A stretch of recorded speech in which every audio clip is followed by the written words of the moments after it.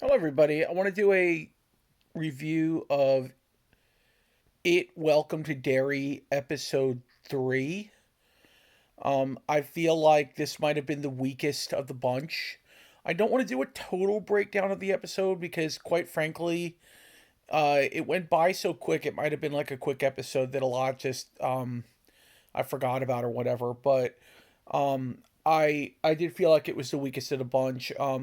That being said, there were like every episode so far has had two scares. This one had three scares, maybe four. I forget. I think there was either three or four. But they weren't quite as scary as the first two. It wasn't like as gory or scary. I guess you can't have it go like that the whole time. It still was an entertaining episode. I think the stuff with the military seems interesting. Its backstory was interesting, like I guess when he first came to our universe or whatever, because he actually is an interdimensional being. Um, I liked it a lot more after watching the making of, because they give you a making of after every episode of an HBO show. So I thought it was a lot better after watching that and understanding like where they were coming from with some of the story lines and story beats. Correct me if I'm wrong. I didn't read the book, so anyone that read the book, correct me if I'm wrong. But was there like a whole Native American storyline in the book? Because there is a whole Native American storyline how the Native Americans were the first to encounter it when he first came to our universe, because they obviously that they were on the land first.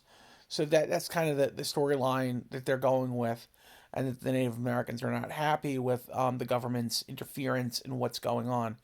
Which you would think that they would be okay with that, because maybe the military could combat him. We know he doesn't, because this is a prequel of a story from that in this universe is the next incarnation after this would be 1980s. So the government actually doesn't fulfill what they're going to do. They fail miserably in the end, I guess, or just give up, trying.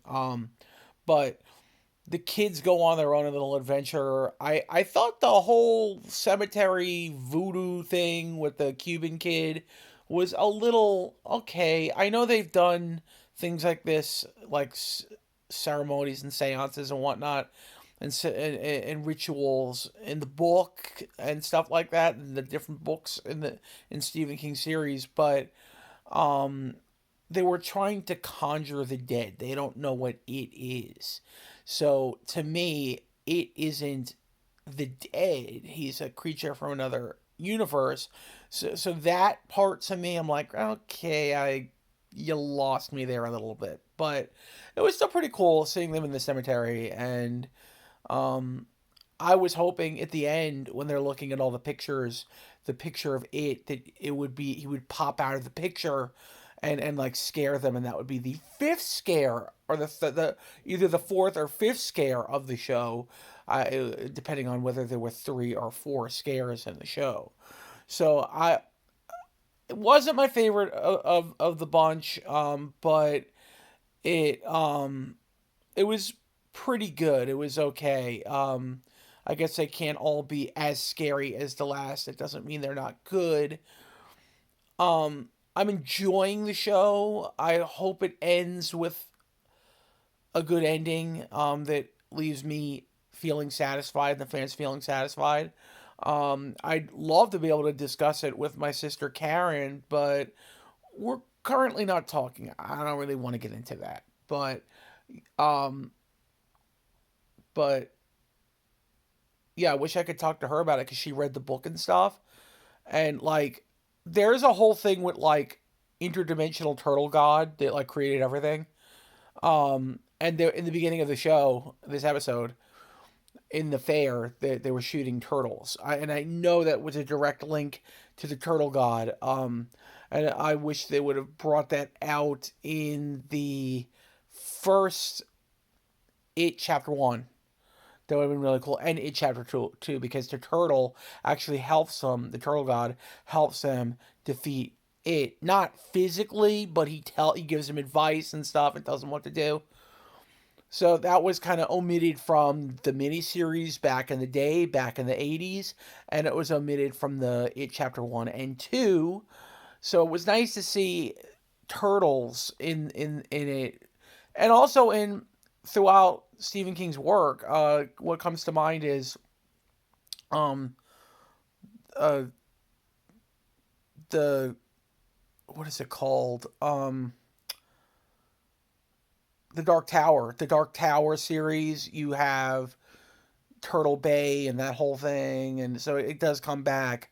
And there is a character in um the Dark Tower series that is kind of like an It like character that feeds off fear. So you wonder if he's a offshoot of It, kind of like, because in the book he was female, he laid eggs. Um, I should say she laid eggs, and another cool thing, if there might be offspring, and maybe the bad character in the Dark Tower series could have been an offspring of It, or just the same species of characters. It like a shape shifting evil character that feeds off fear. Um, so I don't know. We're getting a little off the rails here, but I again didn't like it as much. Didn't like it as much as the last two, although sometimes I think the first two might have gotten a little too gory, so maybe it was more to my liking, actually. The kids' adventure kind of reminded me of an Amblin kind of thing, kind of Stephen King, not Stephen, I mean Stephen Spielberg. So it kind of had that feel to it, almost like a Super 8 almost, or a ET kind of feel.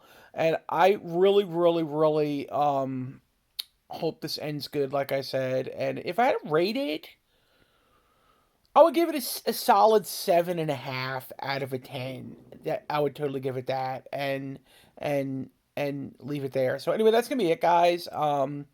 Again, not as good as the rest of the episodes, but still entertaining. And let me know what you think. Please let me know what you think in the comment section. Did you like it? Welcome to Derry, episode 3, as much as the rest of it, or did you feel the same way as me and feel it wasn't as good? Okay, thank you, everyone. God bless, and may the force be with you.